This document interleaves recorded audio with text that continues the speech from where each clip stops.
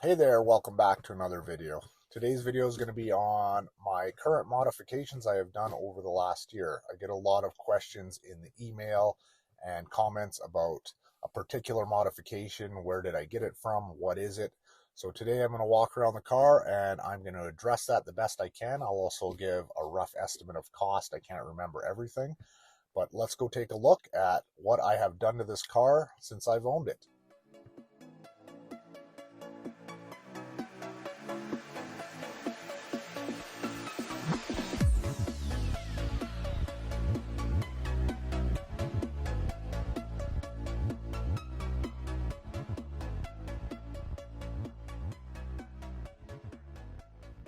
So if you're anything like me, you can't help yourself but to modify your car.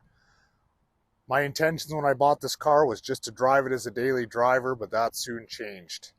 I started my modification journey right from the dealership and showroom floor. Before I even picked this car up, I did a roof wrap and window tint. So what I did is I wrapped the back part of the roof behind the sunroof and the A-pillars and the antenna.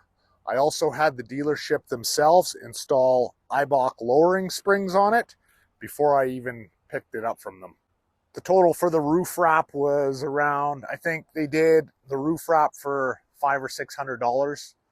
The window tint, standard window tint, it was $300 or so. Nothing too crazy, but those were my first modifications after buying the car.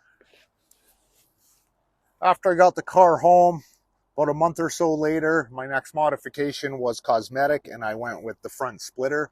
The front splitter I chose to go with was the Stinger house. I also went with the side winglets. I ordered this from the Kia Stinger store, and I ordered it painted. I didn't paint this myself. I also ordered the trunk spoiler. It's also Stinger house, and it was from the Kia Stinger store. I really liked the way it contoured and was shaped. I thought it was one of the best looking ones out there at the time, so I went with that one. The next thing I decided to go with was the roof spoiler. So I got this from Spoiler King. Cost about $100, I believe. This is not painted. I actually just ceramic coated it, so it gave it more of a satin finish than a dull finish, and it turned out pretty nice. So for the emblems, I removed all the GT emblems and everything and just put a Stinger emblem on the back. I actually painted that Stinger emblem myself, or plasti dipped it, and it looks pretty good. I also changed the emblems on the front, removed the Kia badge, and put the E for Engineering Excellence, I believe it stands for, and it looks way cleaner.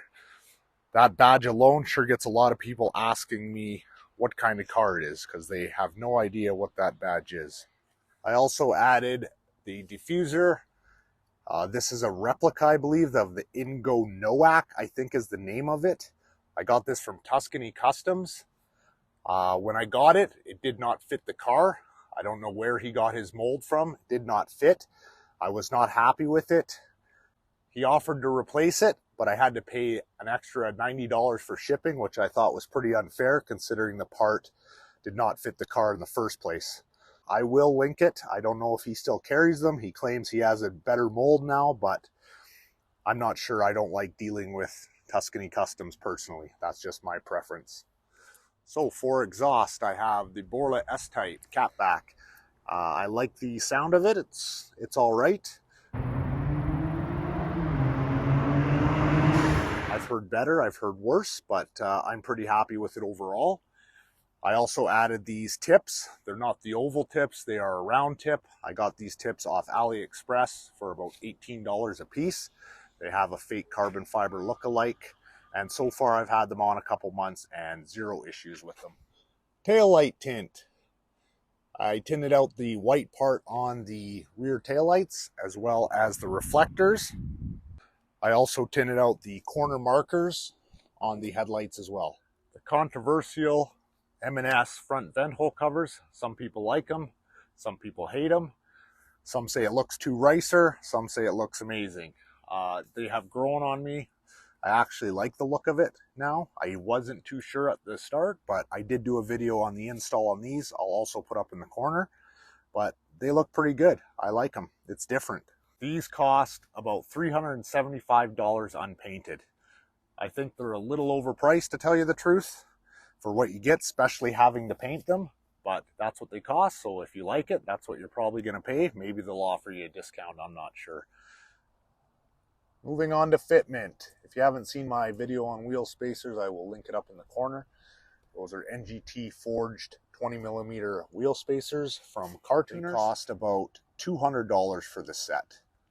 The latest modification I've done to my car was my last video, and that was my brake pads. And I just want to give a quick update. Got about 200 miles or so and zero shake. The shake is gone so far. So 200-mile update. Brake pads, just the front ones were changed, and my shake is completely gone. So that's going to wrap up all the modifications I did on the outside of the car. Next, I'm going to move under the hood and show you the modifications I did under the hood as well.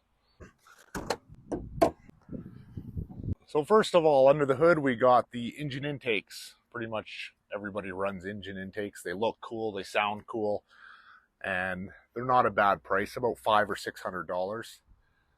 I then changed my spark plugs out. If you've done this job, you know the one down here behind the intake is very fun, to say the least. But if you have the right swivel sockets and extensions, it's definitely doable. So I'm running Denzos. I haven't had any problem with them so far. I will probably switch to HKS when I change them out. I have the BMS oil catch can, maintenance free. I've had zero problems with it. I've opened it up, I've checked it out, and no problems, no complaints. And of course the JB4. I bought this used, but let me tell you, Burger Motorsports has great support for this. If you have an issue or you want them to look at your logs, just record it and send them in, and they have no issue doing that. That's all I've gotten done under the hood so far. Of course, I'm thinking CPI or meth injection next. Comment below which one's better, because I hear two sides to it, but I'm leaning towards CPI.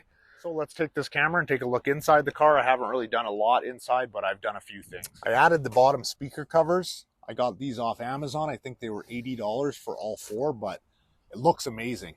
I don't know why they wouldn't have covered that up from factory, but it looks awesome. I got the paddle shifters. I went with red. I just wanted something different. They're carbon fiber. Those were actually off Amazon. About $100 for those. Here's my most expensive modification. That GT. That was like $4 for that little sticker. I thought it was an overlay, but it's an actual, just a little sticker. Big ripoff. And of course I got the overlay emblem on the steering wheel. Covers up the Kia.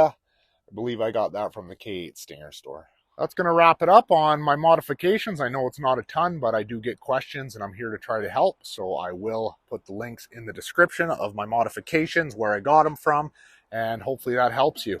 All right, until next time, I'll see you later.